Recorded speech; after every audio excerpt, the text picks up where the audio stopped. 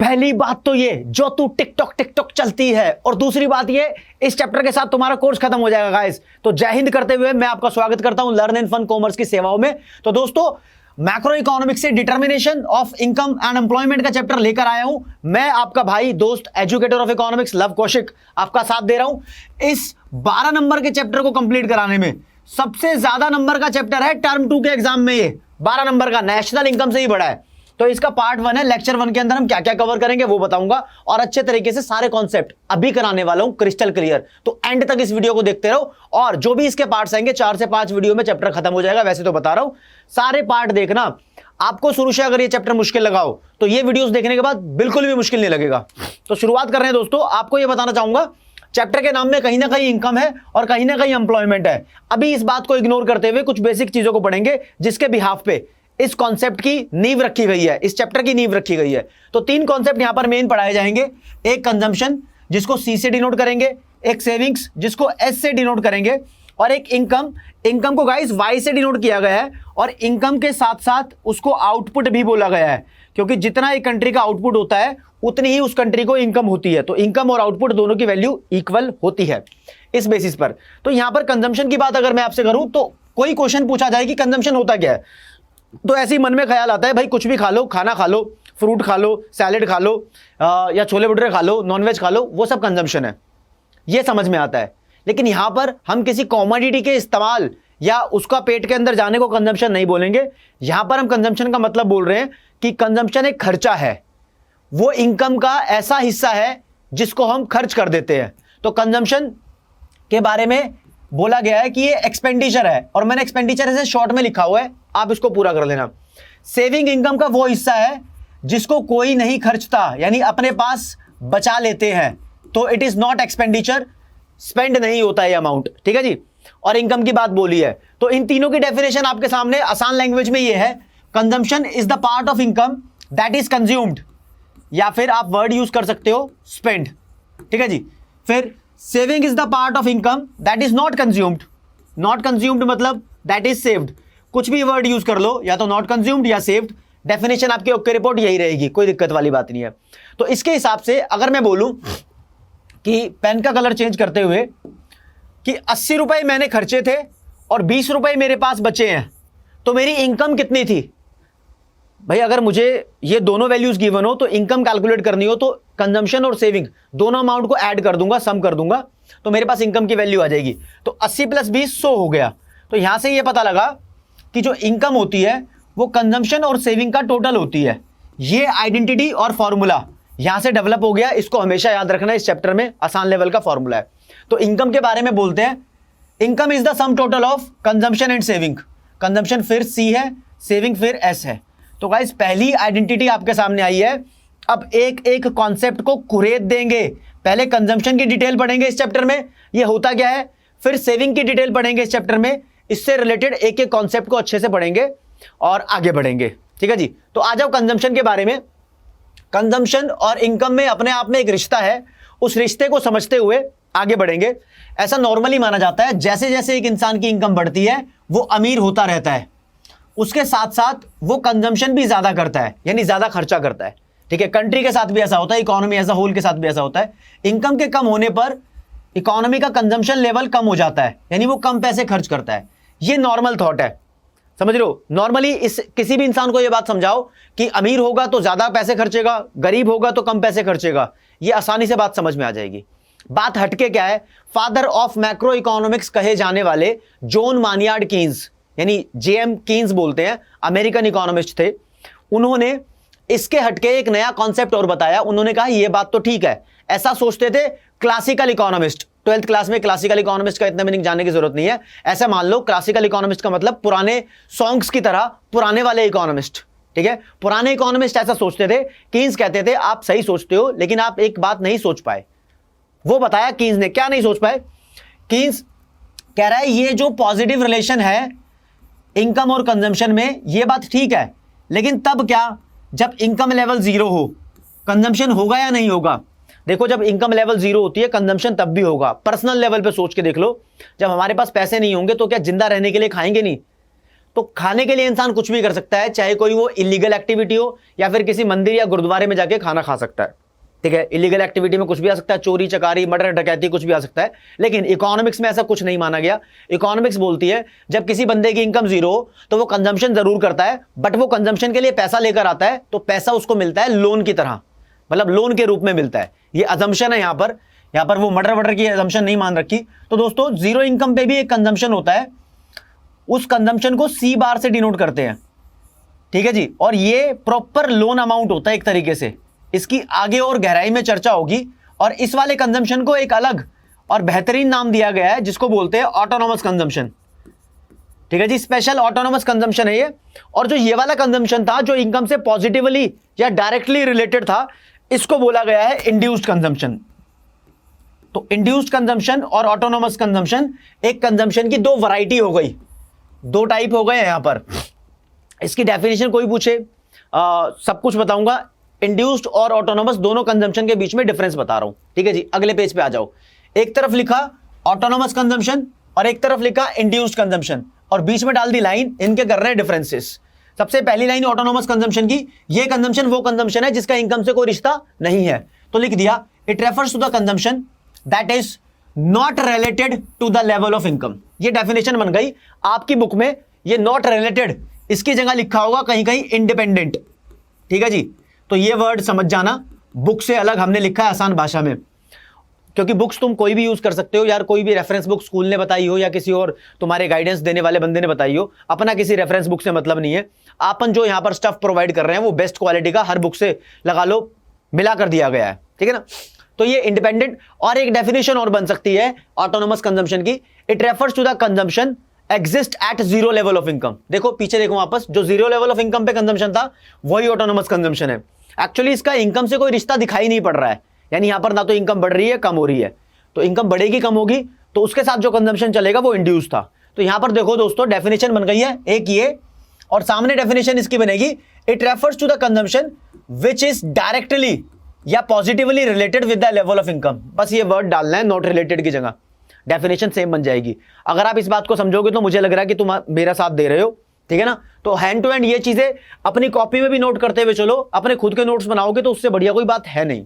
ठीक है जी, सेकंड बात आई है इट रिमेन्स कांस्टेंट, यानी ये वाला कंजम्पशन की वैल्यू चेंज नहीं होती। अब चेंज नहीं होती या चेंज होती है उसके हिसाब से डायग्राम में बना के दिखाऊंगा किस लेवल पे इसको कांस्टेंट बोला जा रहा है, वो समझ लो पहले। ठीक है जी, बोला जा रहा है देखो ये मान लो वाई एक्सिस है और ये एक्स एक्सिस है।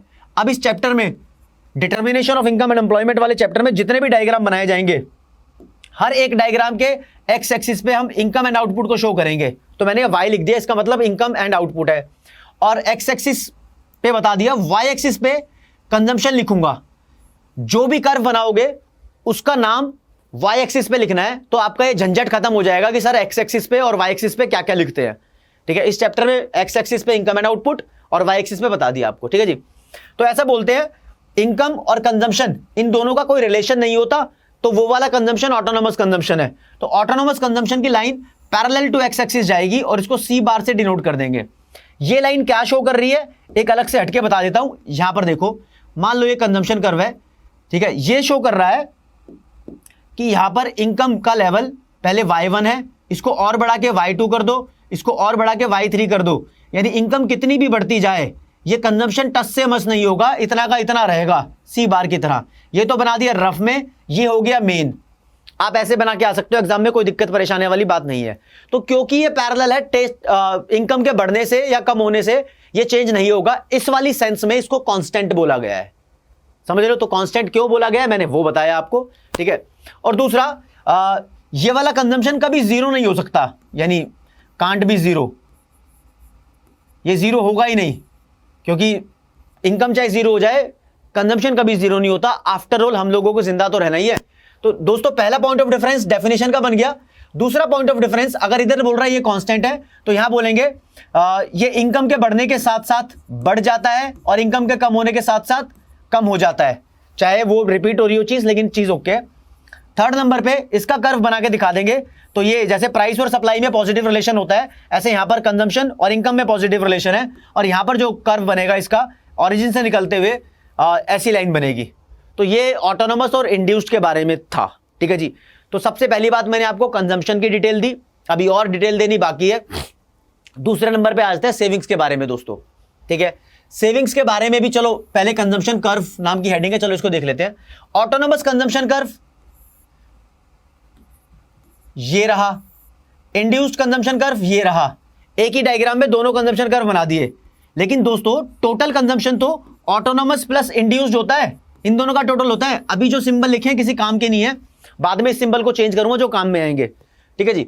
तो अगर इन दोनों कर्व को, इस वाले को और इस वाले को ऐड करना है तो ऐड कैसे करते हैं, तरीका हमारे पास, तरीका ये है, जहां से ये कर्व शुरू हो रहा हो, यानी ये इंटरसेप्ट, यहां से कर्व शुरू करो और इस हरे वाले कर्व के ओरिजिन से जो निकला उसके पैरेलल ले जाओ। ये जो कर्व है ये टोटल कंजम्पशन कर्व है।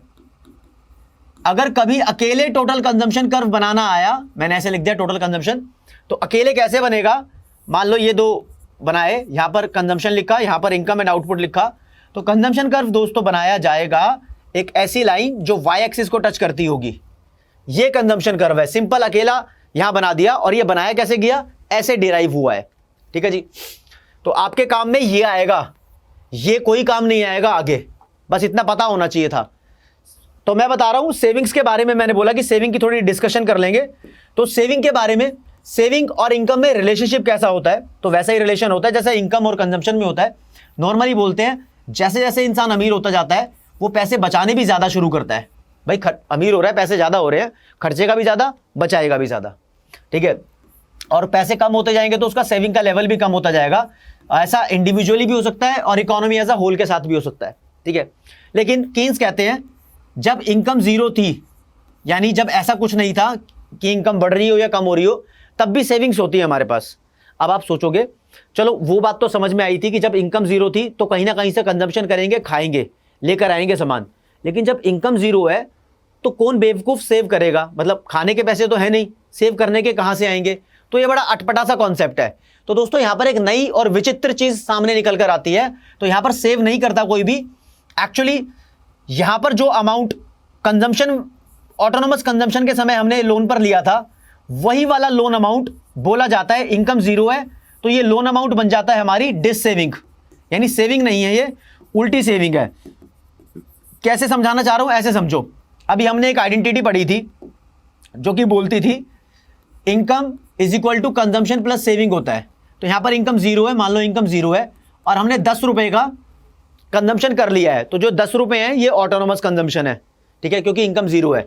तो सेविंग्स भी यहां पर मानते हैं कि ये -10 रुपए है, क्योंकि ये 10 रुपया लोन पे लिया गया है, ठीक है। और लोन होता है उल्टी सेविंग, नेगेटिव सेविंग, उसको डिस सेविंग्स के नाम से भी पुकारते हैं यहां पर। तो यहां पर ये कॉन्सेप्ट आपका क्लियर हो जाना चाहिए कि जीरो लेवल पे जितना ऑटोनोमस कंजम्पशन होता है उतनी ही डिस सेविंग्स होती है, और इसको प्यार से यहां पर ऑटोनोमस सेविंग ही बोला गया है। ए लिख दिया मैंने, ऑटोनोमस सेविंग। और जो सेविंग का लेवल इनकम से पॉजिटिवली रिलेटेड होता है उसको बोलते हैं इंड्यूस्ड सेविंग। तो दोस्तों ये वाली सेविंग इंड्यूस्ड सेविंग है। अगर इन दोनों के बीच में डिफरेंस आ जाए तो डिफरेंस बिल्कुल सेम बनेगा जैसे पहले ऑटोनोमस कंजम्पशन और इंड्यूस्ड कंजम्पशन में बना था। चलो जी, पहला डिफरेंस, ये वो लेवल ऑफ ऑटोनोमस सेविंग है ना, ये वो लेवल ऑफ सेविंग है जिसका इनकम से कोई वास्ता नहीं है, जो कि नॉट रिलेटेड विद इनकम है। सेम लैंग्वेज वहां से बना देना, ठीक है। और ये वो है जो इनकम से पॉजिटिवली रिलेटेड है, यानी इनकम के साथ ये बढ़ती है, ठीक है, यानी डायरेक्टली वर्ड यूज कर दिया। सेकंड डिफरेंस बन जाएगा दोस्तों ऑटोनोमस सेविंग्स के बारे में कि ये वो सेविंग है जो कांस्टेंट रहती है। अब ये कांस्टेंट कैसे रहती है इसका थर्ड पॉइंट भी समझ लो जरा। थर्ड पॉइंट में इसका डायग्राम बनाएंगे। डायग्राम में सबसे मेन और खास बात है यहां पर कि ये नेगेटिव लेवल ऑफ सेविंग है।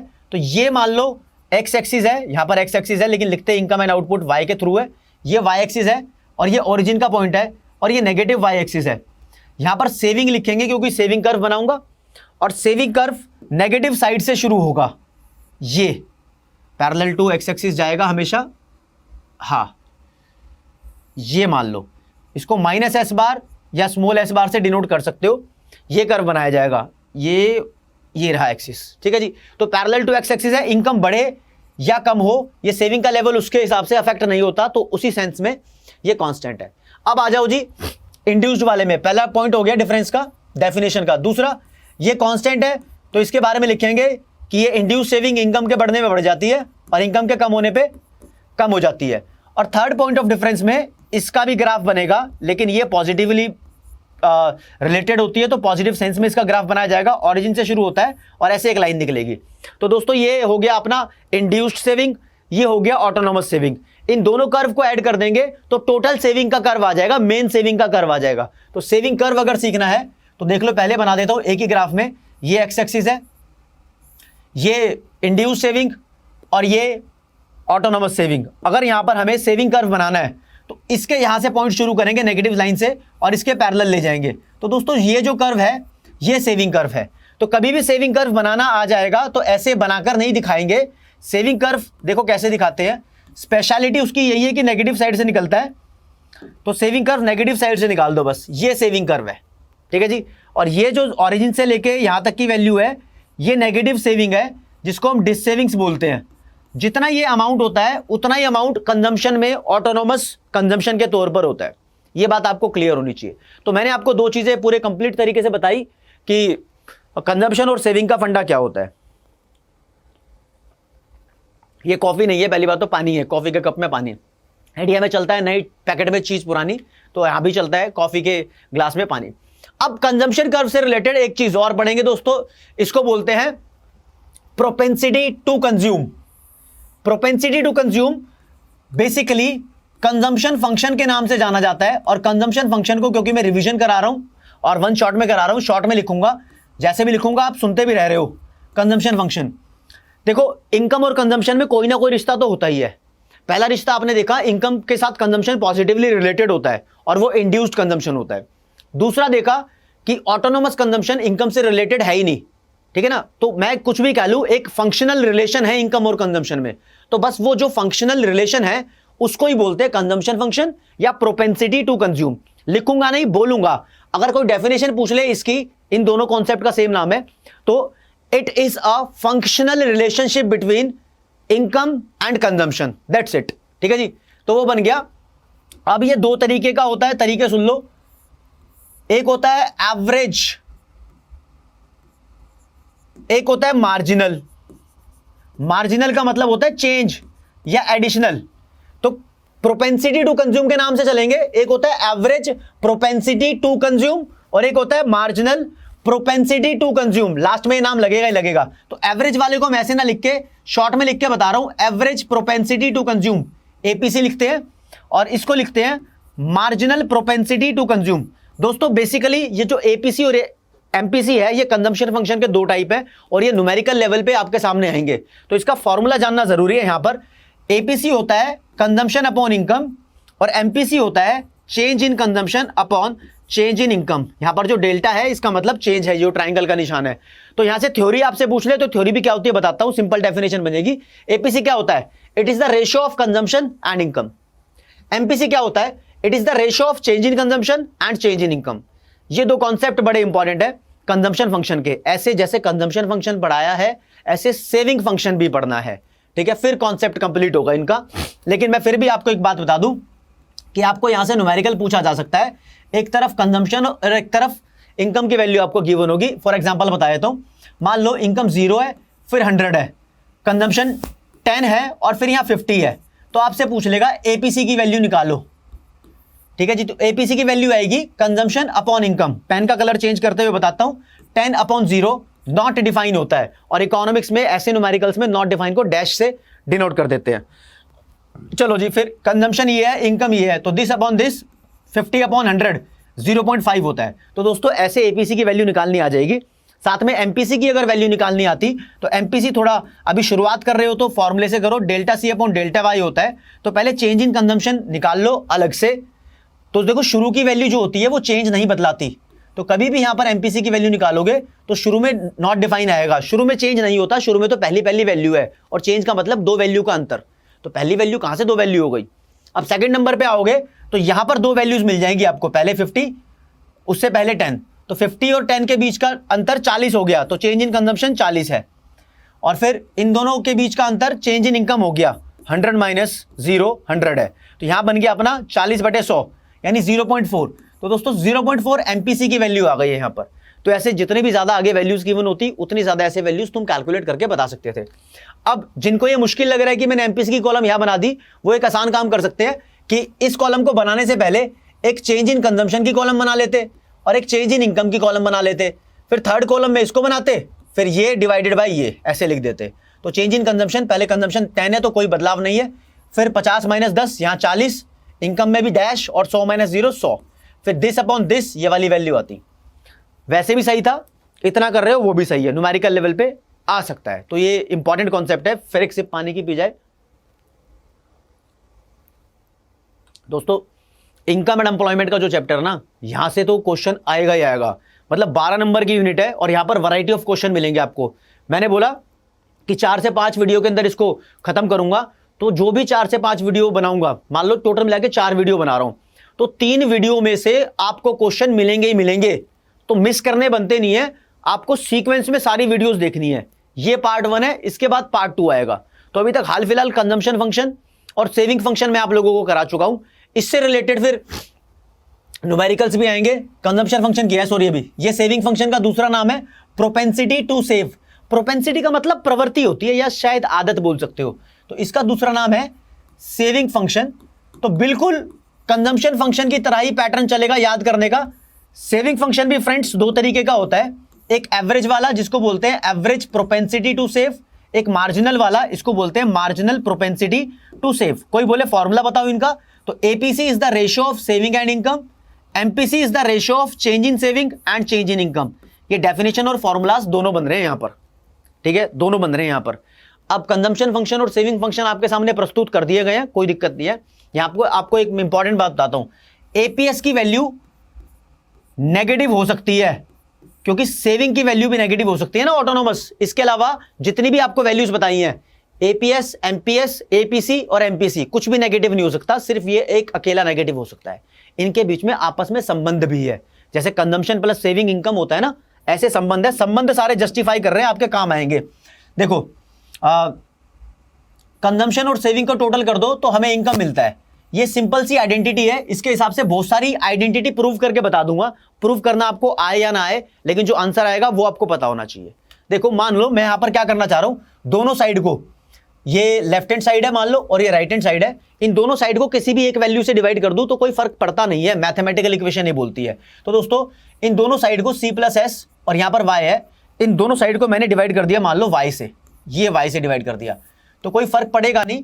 तो ये बाद में खुलकर c upon Y plus S upon Y हो जाएगा खुलकर, और ये y अपॉन वाई है ही, ठीक है जी। तो अब करना क्या है, कैंसल आउट हो रही है चीजें, इसको कैंसिल करके ये 1 आ गया इज इक्वल टू, ये फॉर्मूला एपीएस का है और ये वाला फॉर्मूला एपीसी का है।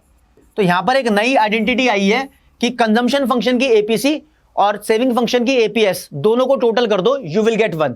ये बहुत इस्तेमाल में आएगा। कैसे इस्तेमाल में आएगा, आपको कभी कभी एपीसी की वैल्यू निकालने के लिए बोलेगा और वहां पर आपको एपीएस की वैल्यू गिवन होगी, तो ये वाला फॉर्मूला यूज कर सकते हो, बस चीजें इधर की उधर करनी है। या फिर एपीएस बोलेगा निकालो और एपीसी की वैल्यू गिवन होगी, तो ये चीजें इधर से उधर करनी है। जैसे कि पुराना क्वेश्चन मैं आपके सामने पुट करूं, 2 स्लाइड पीछे जाऊंगा, ये देखो यहां पर हमने एपीसी की वैल्यू निकाली है ना, यहां पर आपसे एपीएस की वैल्यू पूछ सकता था, तो सेविंग की जरूरत नहीं थी यहां पर।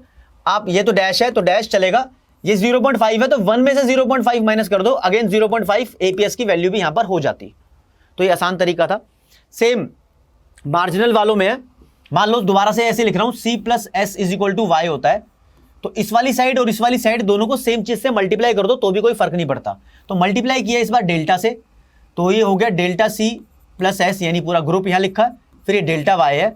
अब डेल्टा को पूरा प्रॉपर मल्टीप्लाई करो, delta c plus delta S is equal to delta Y, same चल रहा है। अब दोनों साइड को एक ही वैल्यू से डिवाइड कर दो, कोई फर्क नहीं पड़ता। तो गाइस इस बार डिवाइड कर रहे हैं, delta c plus delta S है ना, इसको डिवाइड कर दो डेल्टा वाई से, और ये डेल्टा वाई है बेचारा, इसको भी डिवाइड कर दो डेल्टा वाई से। अब इनको खुला खुला कर दो, मतलब अलग अलग कर दो ऐसे ऐसे, तो ये delta c upon delta Y plus delta S upon delta Y is equal to, काट पीट के सीधा 1 ही लिख रहा हूं। और ये फॉर्मूला है एमपीसी का, इसकी जगह लिखा है एमपीसी, ये फॉर्मूला है एमपीएस का, इसकी जगह लिखा है एमपीएस इज इक्वल टू 1। तो ये भी सामने समझ में आता है कि दोनों का टोटल कर दो, यू गाइस विल गेट 1। और इंपॉर्टेंट बात यहां पर ये, अभी क्योंकि रिवीजन है, इतना याद करने के लिए समझाने के लिए थोड़ा कम समय है, तो एमपीसी के बारे में बताता हूं। इसकी मिनिमम वैल्यू पूछ लेता है 0 होती है, और मैक्सिमम वैल्यू पूछ लेता है वो 1 होती है। ये एमपीसी हो या एमपीएस, दोनों के साथ ऐसा ही है दोस्तों, मिनिमम वैल्यू 0, मैक्सिमम वैल्यू 1। ठीक है, एपीसी की वैल्यू 0 से कम नहीं जा सकती, क्योंकि कंजम्पशन 0 से कम नहीं जा सकता। एपीसी की वैल्यू 1 से फालतू जा सकती है। 1 से फालतू कैसे, मैं बता रहा हूं, देखो एपीसी की वैल्यू 1.2 हो सकती है, तो यहां पर इसकी वैल्यू को -0.2 होना पड़ेगा, फिर भी टोटल 1 ही आएगा। और बाकी हर जगह ऐसा माइनस प्लस का साइन चक्कर नहीं होता। तो इससे रिलेटेड न्यूमेरिकल क्वेश्चन आ सकते हैं। आपको क्या मेन देखो, स्टेप्स देखो, इनकम की वैल्यू गिवन होगी, कंजम्पशन की वैल्यू गिवन होगी, तो यहां सेविंग निकालने के लिए आपसे पूछ लेगा।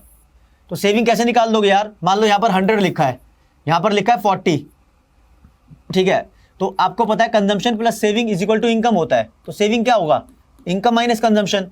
तो इनकम में से कंजम्पशन माइनस कर दो, 60 वैल्यू आ गई, आप निकाल लोगे। ऐसे जितनी वैल्यूज गिवन हो उसके साथ ऐसे हो सकता है। ठीक है, यहां पर एपीएस भी निकाल सकते हो। एपीएस होता है सेविंग अपॉन इनकम, तो सेविंग की वैल्यू आ गई है, उसको डिवाइड कर दो इनकम से। जैसे कि अगर यहां पर बताऊं एपीएस की वैल्यू 60/100 0.6 होगी, 0.6। और एपीसी की अगर यहां पर वैल्यू निकालनी हो तो दो काम कर सकते हो, या तो एपीसी का फॉर्मूला लगाओ सिंपल, कंजम्पशन अपॉन इनकम, तो 40/100 आ जाएगी वैल्यू 0.4। नहीं तो ये वाला फॉर्मूला लगाओ, APC plus APS is equal to 1, तो यहां पर 1 में से माइनस कर देना एपीएस, तो आ जाएगी वैल्यू 1 में से 0.6 माइनस करेंगे तो एपीसी की वैल्यू फिर दोबारा 0.4 ही आएगी। ये तरीके हैं जी निकालने के। यहां पर सिंगल वैल्यू गिवन होगी तो मार्जिनल वाली कोई वैल्यू नहीं आ सकती, ना तो एमपीसी आएगा ना एमपीएस आएगा। ठीक है, ये ट्रिक्स आपको पहचाननी होगी, आपको क्वेश्चन सॉल्व करने होंगे। मैं कह रहा हूं अपनी बुक उठाओ, उसके अंदर जो एग्जाम्पल्स गिवन है वहां से 5 न्यूमेरिकल एग्जाम्पल कर लो, 5 न्यूमेरिकल एग्जाम्पल कर लो, आपका काम हो जाएगा। ठीक है ना, वहां से सॉल्व करना शुरू कर दो इजीली, आसानी तरीके से करना, टाइम लेकर करना, जल्दबाजी की कोई जरूरत नहीं है। 5 न्यूमेरिकल एग्जाम्पल अगर अपनी मेहनत से कर लिए, जो नहीं हो रहा मुझे बताओ कमेंट सेक्शन में, मैं उसको सॉल्व करके दूंगा आपको। ये अपनी मर्जी से कर लिए तो आप परफेक्ट हो जाओगे इस चीज के अंदर। कुछ और चीजें जो ट्रिक्स वगैरह होती है बताता हूं। कभी कभी आपको एमपीसी इज टू एमपीएस ऐसे वैल्यू गिवन होती है, लिखा है 3:1, तो यहां पे एमपीसी की वैल्यू बताओ। तो दोस्तों ऐसे कभी भी रेशियो में लिखा हो तो एमपीसी की वैल्यू बतानी हो ना, तो आप लिखना एमपीसी की जगह ये लिखना 3 और अपॉन में करना इस रेशियो का टोटल, 3 + 1 कितना हो गया 4, यानी 0.75। ये तरीका है। अगर एमपीएस की वैल्यू निकालनी थी तो उसकी जगह लिखा है ना 1, तो एमपीएस में बोलता 1 अपॉन फिर दोबारा इसका टोटल 4, यानी 0.25। वेरीफाई भी हो गया, इन दोनों का टोटल 1 होता है ना, तो ये दोनों देख लो टोटल करके 1 ही आएगा। तो ऐसी ट्रिक में आपको फंसा सकता है। कभी कभी ऐसे भी होता है एपीसी इज टू एपीएस ऐसे बोलता है 1:7, तो भाई एपीसी की वैल्यू क्या हो जाएगी, 1 लिखा है इसकी जगह, तो हम लिखेंगे 1 अपॉन में करेंगे इन दोनों का टोटल 8 हो जाएगा, 1 + 7। ठीक है ना, और एपीएस की वैल्यू इसकी जगह 7 और अपॉन में इन दोनों का टोटल 8 हो जाएगा। ठीक है जी, तो फ्रैक्शन करके देख लेना, आ जाएगा, काम हो जाएगा आपका। एग्जाम के अंदर जो क्वेश्चन आता है यहां से न्यूमेरिकल, उसमें आपको y की c की वैल्यू देकर आपसे एपीसी पूछता है कितना होगा, एपीएस पूछता है कितना होगा, एमपीसी भी पूछता है कितना होगा, एमपीएस भी पूछता है कितना होगा। तो इलस्ट्रेशन जब तक सॉल्व नहीं करोगे तब तक नहीं होगा, मैं कुछ करा देता हूं आपको सॉल्व। ये ना न्यूमेरिकल एग्जांपल, पेन का कलर चेंज करते हुए दोस्तों, इनकम की वैल्यू लिखी हुई है 0, 250, 500, 750 और 1000। कंजम्पशन की वैल्यू लिखी हुई है 100, 300, 500, 700 और 900। ठीक है, आपसे मान लो 1, 2, 3, 4 वैल्यू कैलकुलेट करने के लिए उसने बोला, तो मैं क्या करता हूं, इस टेबल को भूल जाओ कि इसमें आंसर क्या लिखे हुए हैं, आप ये समझो कि आपको ये दो ही चीज गिवन है। मैं सबसे पहले कंजम्पशन अपॉन इनकम करके एपीसी की वैल्यू निकालता, 100/0 नॉट डिफाइंड, 300/250 1.20, 500/500 1, ये सिंपल 1 है, 700/750 0.90, 900/1000 0.93, ये वैल्यूज मेरे पास आ जाती। फिर मैं क्या करता, एपीएस की वैल्यू निकालता, वो भी 1 माइनस एपीसी करके, 1 में से माइनस कर देता, डैश है, डैश में से डैश माइनस होगा तो मतलब कोई हर्ज नहीं बनता, 1 माइनस डैश डैश ही होता है। चलो जी, 1 में से 1.2 माइनस करेंगे तो 0.2 या -0.20 बोल दो, 1 में से 1 गया 0, 1 में से ये गया तो ये, 1 में से ये गया तो ये। अब यहां पर मिस्टेक क्या है, यहां पर मिस्टेक थोड़ी सी कैडी है। एक्चुअली जो ये 0.93 वैल्यू थी ये ऊपर आनी थी और ये वाली वैल्यू नीचे आनी थी। ठीक है ना, तो आप समझ जाना 0.93 ऊपर आएगा, 0.90 नीचे आएगा। ठीक है ना, फिर वो माइनस करके ऐसी वैल्यूज आती रहेंगी। कुछ लोग आसान तरीका निकालते हैं, वो कहते हैं मैं पहले इनकम में से कंजम्पशन माइनस कर लूं तो सेविंग आ जाएगी, जैसे 0 में से 100 माइनस हुए तो -100, 250 में से 300 गए तो -50। फिर सेविंग अपॉन इनकम करके एपीएस निकाल लूंगा। वो थोड़ा मुश्किल और लंबा तरीका हो जाता है। सही तो वो भी है, आप जिस मर्जी तरीके को फॉलो कर सकते हो। फिर निकालेंगे एमपीसी। जी एमपीसी का फॉर्मूला होता है change in consumption upon change in income. अगर आप प्रो नहीं हो, इस चैप्टर के एक्सपर्ट नहीं हो, तो आपको पहले एक अलग से कॉलम बनानी चाहिए जिसमें आप लिखेंगे डेल्टा सी, ताकि आपका काम आसान हो। डेल्टा सी कैसे निकलेगा, इस कंजम्पशन के चेंजेस देखोगे। शुरू में वैल्यू 100 है, कोई चेंज नहीं है, पहली वैल्यू है, चेंज नहीं होता तो डैश आता है, ये डैश आता हमेशा, ठीक है। फिर 300 में से 100 गए, ये चेंज है 200। फिर 500 में से 300 गए तो ये बदलाव है, फिर 200। फिर 700 में से 500 गए, ये भी बदलाव है, फिर 200। और फिर 900 में से 700 गए तो फिर 200। ये निकालूंगा तो ऊपर वाली वैल्यू आ गई। फिर डेल्टा वाई भी निकालने की जरूरत है। तो दोस्तों डेल्टा वाई यानी इनकम में चेंज कितना है, शुरू में नॉट डिफाइन और बाद में देखो 250 के अमाउंट से इनकम बढ़ रही है तो बार बार 250 का चेंज आ रहा है, तो बार बार इसको 250 लिखेंगे।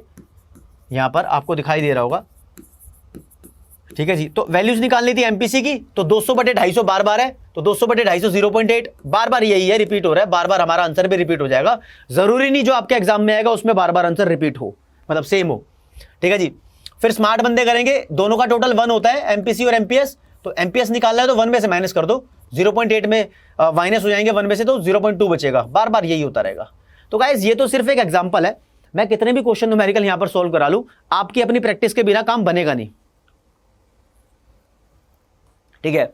आप बोलोगे टाइम बचेगा, मतलब कोर्स तो कंप्लीट करा ही रहा हूं, एग्जाम से पहले पूरी मैराथन अच्छे तरीके से इसको कंप्लीट कराने की कोशिश करूंगा। बस आपकी कमेंट सेक्शन में साथ बना रहना चाहिए, लाइक कर दो, वीडियो को शेयर कर दो, अपने फ्रेंड्स वगैरह को बता दो, क्योंकि जब जितनी वीडियो फैलेगी ना उतना मेरा मोरल बूस्टअप होगा और उतने अच्छे तरीके से कोर्स कराने के लिए मैं आगे से आगे बढ़ के एफर्ट डालूंगा। तो दोस्तों अभी मैंने बताया इस चैप्टर में जरूरत थी कंजम्पशन के बारे में सब कुछ जानने की, थ्योरी करा दी, न्यूमेरिकल करा दिया, कर्व करा दिया, डायग्राम, सेविंग के बारे में सब कुछ जान लिया।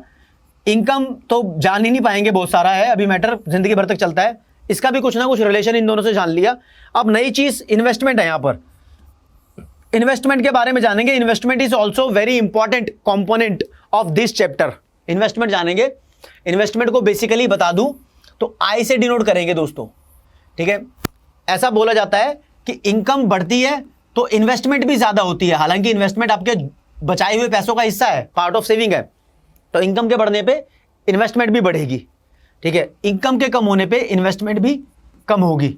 लेकिन केन्स महाशय, फादर ऑफ इकोनॉमिक्स, कहते हैं जब देश में इनकम लेवल 0 होता है कंट्री में, तब भी कुछ ना कुछ इन्वेस्टमेंट की जाती है। कोई कहेगा अच्छा, मतलब वो बात वहां तक समझ में आई थी, जब पैसे नहीं है तो कंजम्पशन कहीं ना कहीं से होगा। जब पैसे नहीं है तो जहां से कंजम्पशन हुआ था उस लोन अमाउंट को माइनस वाली सेविंग्स यानी डिस सेविंग्स या फिर ऑटोनोमस सेविंग्स मान लेंगे। लेकिन ये इनकम 0 है, कौन इन्वेस्ट कौन करेगा भाई, इन्वेस्ट क्यों करेंगे?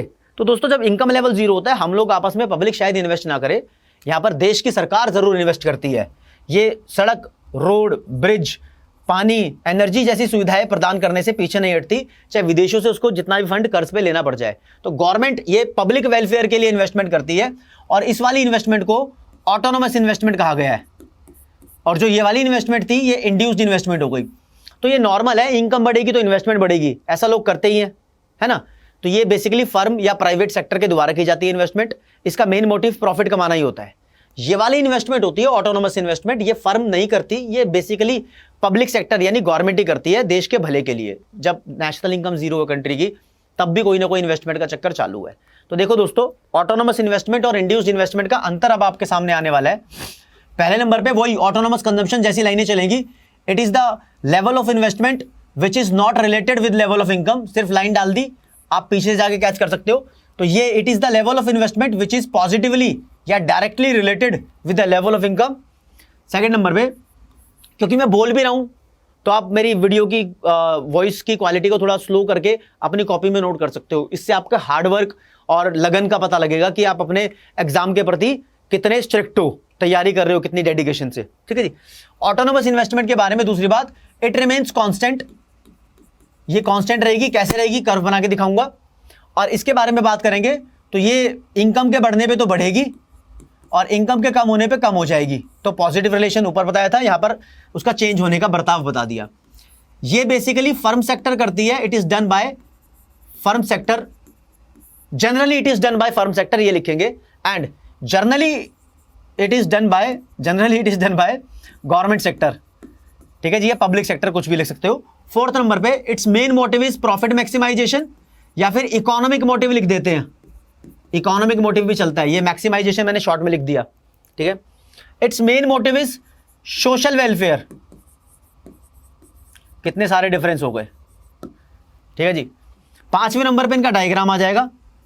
इसका डायग्राम वही ऑटोनोमस वालों की तरह, पैरेलल टू एक्स एक्सिस। जितने भी ऑटोनोमस वाले हैं वो सब पैरेलल टू एक्स एक्सिस निकले हैं, बट सेविंग वाला थोड़ा नीचे निकल गया, मतलब नेगेटिव वाली साइड से।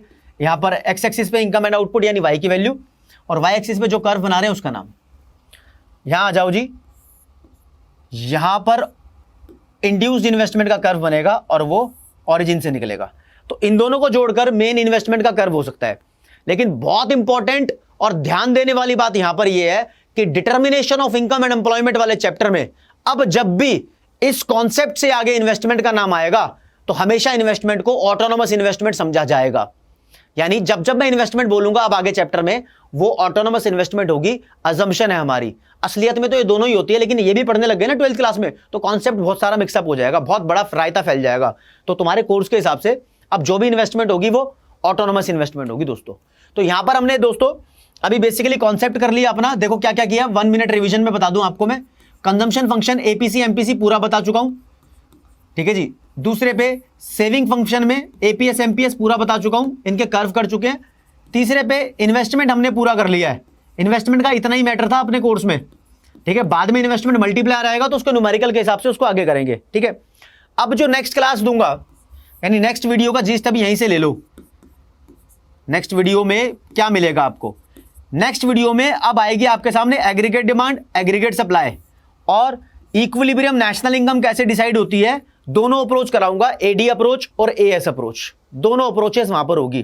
ठीक है ना, तो वो मामला ना भूले। वहां पर तो आपको इन सभी शब्दों से फैमिलियर कराऊंगा कि एक्स एंटे क्या होता है, एक्स पोस्ट क्या होता है। अगर तुम इसमें फंसे हुए हो तो सबसे पहले अगली वीडियो यहीं से शुरू कर दूंगा, बहुत ईजी तरीके से उसको सॉल्व कर देंगे। तो अगली क्लास में आपको इक्विलिब्रियम अप्रोच मिलेगी और उस इक्विलिब्रियम अप्रोच के न्यूमेरिकल भी मिल जाएंगे, न्यूमेरिकल भी मैं उसको दूंगा। ठीक है ना, हो सकेगा तो इन्वेस्टमेंट मल्टीप्लायर भी उसमें कवर करने की कोशिश करूंगा। तो गाइस, मैं आपका भाई दोस्त एजुकेटर ऑफ इकोनॉमिक्स आपसे इस वीडियो में विदा लेता हूं। आप इस वीडियो को शेयर करके हमें इंकरेज कर सकते हैं ताकि आपके लिए ज्यादा से ज्यादा अच्छी क्वालिटी का कंटेंट पेश किया जाता रहे। तो इस वीडियो के लिए इतना ही। थैंक यू सो मच, नमस्कार।